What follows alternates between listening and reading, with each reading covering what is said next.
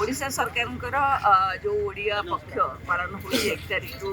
14 तारीख पर्यटन से गोटे स्वच्छ दिवस ओडिशा गोटे दिन सेलिब्रेट करा जोटा कि आज आम बीएमसी सामिल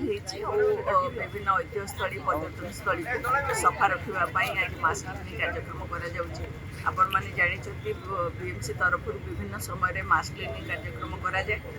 सहित एमती स्वच्छ सर्वेक्षण चलती विभिन्न जगह आम नॉर्मल क्लीनिंग व्यतीत आम मास्क क्लीनिंग करूँ आज जो स्वच्छ दिवस अवसर में आम विभिन्न पर्यटन स्थली और ऐतिह्यस्थली गुड़िक सफा करवा पब्लिक को सामिल करवा यहाँ हूँ आम उद्देश्य समस्ते चाहिए ही समस्ते प्रयास कले ही सहर स्वच्छ हवा सहित ये राज्य भी स्वच्छ निश्चित भाव में मुझे सब कहे विदाउट पब्लिक पार्टिसिपेशन केबे 100% अचिवमेंट कौन सी कम हो पार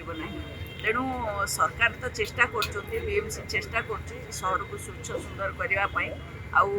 भुवनेश्वरवासी को गोटे सुस्थ परिवेश देवाई किंतु ये सब पछारे लोकंर गोटे बहुत बड़ा अवदान रही लोक न चाहिए हो पारे लोक चाहिए ही हो पार आज आम जब 9th पोजिशन अच्छु स्वच्छ सर्वेक्षण में that is only because of them से माने हमको सहयोग कर आम आशा करूँ कि 1 ରୁ 3 भितर आम रही जब लोक चाहिए हो पार लोक न चाहिए आम के अचिव कर तेणु ये पब्लिक पार्टिसिपेशन अत्यंत जरूरी समस्त को आम अनुरोध कर चलचु आपण मैंने ये सहर आपण मानकर तेणु ये सहर को केमती स्वच्छ रखा सबज रखा केमती सुंदर रखा आम भविष्य पीढ़ी आम गोटे सुंदर सहर केमती छाड़ी ये कथा को आम समस्त चिंता करिया दरकार 2026-27 बजेट रे कृषि और कृषकों सर्वांगीन विकास को सर्वाधिक प्राथमिकता देइछंती लोकंको मुख्यमंत्री श्री मोहन चरण माझी चाषी मानक आर्थिक सशक्तिकरण पई व्यापक सहायता राशिर व्यवस्था सह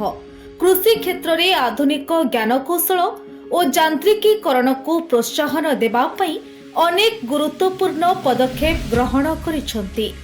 समृद्ध कृषक योजना पई 6088 कोटी, पीएम किसान योजना रे